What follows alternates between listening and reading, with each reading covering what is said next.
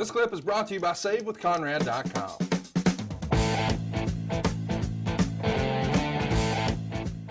So we got Jack Tunney in the ring being interviewed by Mean Gene Okerlund, and he's going to announce who will be challenging Sgt. Slaughter for the world title at WrestleMania. And they announce it's Hulk Hogan, and it gets a big pop.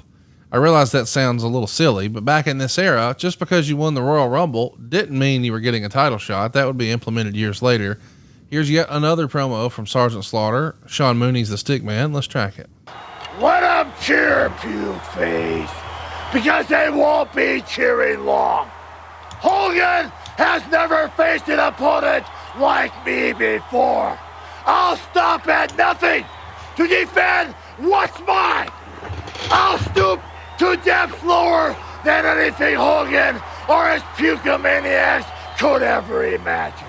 They'll have no stomach for true conflict, and that's why they'll never savor the true taste of victory over Sgt. Slaughter. You see, Hogan, this is my belt, and I don't have to share it with anybody.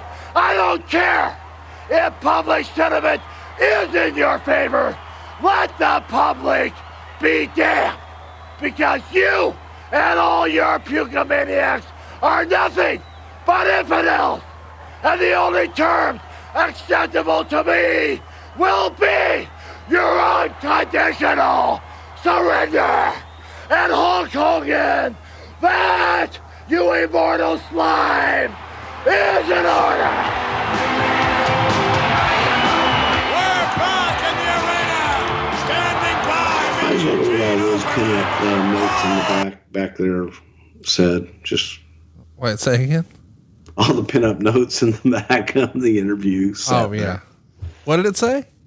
I don't know what they said. I don't know if it was like Lost Dog or what. It would have been just always tickled me that you would have all these pin-up notes back there. But now the Hulkster's talking, brother.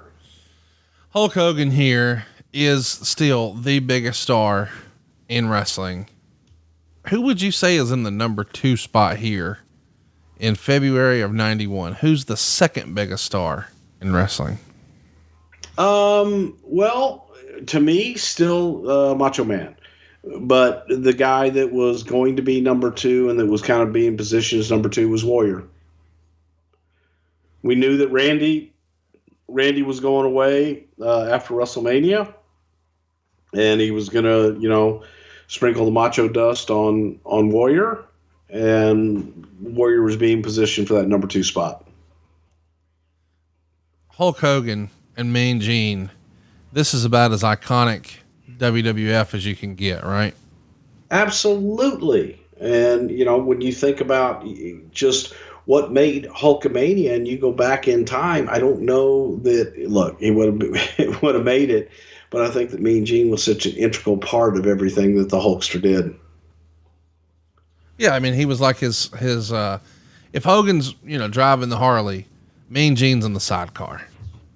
Absolutely. Giving him directions.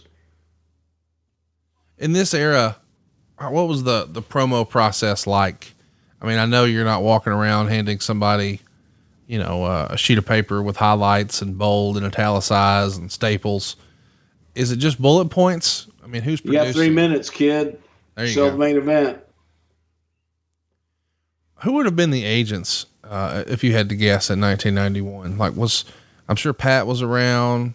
Maybe Blackjack Lanza was around. Who else was around? Yeah, Lanza. I think Strongbow was still around. Yeah, Strongbow was definitely around. Lanza, Gurria, Jim Myers. Gurria, yeah. Tell everybody who Jim Myers was. Nice. George the Animal Steel. Nice. Mine. Yeah. Would Skyland have still been around here? Arnie Skolin? Yeah. Yeah. Yeah, but Arnie, it's funny when Arnie was an agent or a producer. Arnie was the money guy. Arnie came and Arnie would work with the building in the back and do stuff. Arnie, I don't think, laid out a match his entire career. Other than give a thumbs up or a thumbs down. Right. on orders of somebody else because Arnie didn't want that responsibility. I know you don't remember exactly, but how long do you think a taping day like this would have been, where you're not just taping Main Event, but you're taping a series of other shows as well? Would this have been a 4-hour show, a 6-hour show? Oh, easily. Show? Yeah, okay. 4.5 hours. Long motherfucking time. And I assume it's not necessarily taped in order. You're going to try to position it in a way where you're going to get the best reaction from the crowd, right? Well, obviously when you're live, Conrad, you got to do it in order. Live. Listen to you. Live. When you're live, you got to do it in order. Can't tape out of sequence. But no, you try to tape in sequence if you can. It's just as easier for flow for everybody. Are we just going to ignore the fact that he just gave the Pledge of Allegiance in the middle of the ring? God bless America. One nation under God. Indivisible with liberty and justice for all. I know you feel like you sometimes have to come on here and defend, and I get that. But dude, I love our country. I'm pissed off that they don't do the Pledge of Allegiance in schools now. I'm not talking about that. I mean, right now, waving the flag, and this is how we're going off the air and all that. If you had all this angle to do over again, would you, do you think? I don't know if I'd do the whole angle over again based on what we know today. That's hindsight 2020. But being in it at the time, and you do what has worked in the past, and you do what you think is right at the time, and that's what we thought was right at the time. It's real easy to look at it, in hindsight and go, oh, well, look at all these things that happened. Why didn't you do this? Why didn't you do that?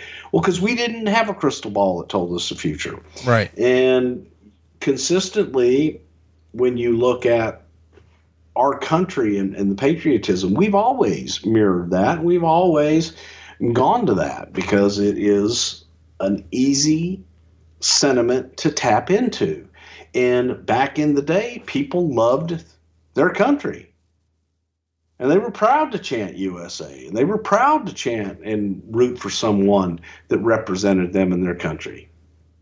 I mean, it was so much so that you would go to international destinations and a hacksaw Jim Duggan would have USA chants in France. The fuck was that?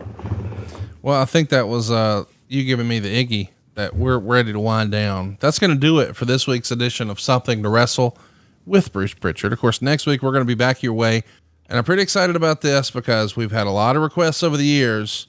We're doing a profile on Trish Stratus, one of the biggest stars in the history of WWE. We're going to pay homage to her next week. The following week, we're going to talk about when the WWE went back to network TV. It's the return of Saturday Night's Main Event on March 18th, 2006. On March 19th, we'll be back talking about The Undertaker's 1998 and 1999. We'll wrap up the month of March with WrestleMania 12 on March 26th. And then on April 2nd, we'll be back to hit WrestleMania 22. So a couple WrestleManias in the chamber, locked and loaded. But next week, Trish Stratus, what do you think we might talk about, Bruce? Well, I think that when you go back and you look at Trish's journey here, it was a little different than most. And I think that people have one view of Trish that is not entirely accurate, and how Trish came to us and what she put into actually becoming a star here. And it was not an easy road for Trish, but she kept fighting because it was a dream of hers that she realized, and she busted her ass to get to that point. I think that she's one of the greatest women that we have ever had perform. So she's an incredible performer. And she's coming your way next week right here on Something to Wrestle with Bruce Prichard. This is where you say rock on. Thank you. Hey, it's Conrad Thompson. Thanks for checking out the podcast here on YouTube. Be sure to hit the subscribe button and the notifications bell so you get a notice anytime we upload some new content. And go save yourself some money right now. If you're in a 30-year loan or you have credit card debt, it's not a matter of if I can save you money. It's a matter of how much. Find out right now for free at SaveWithConrad.com.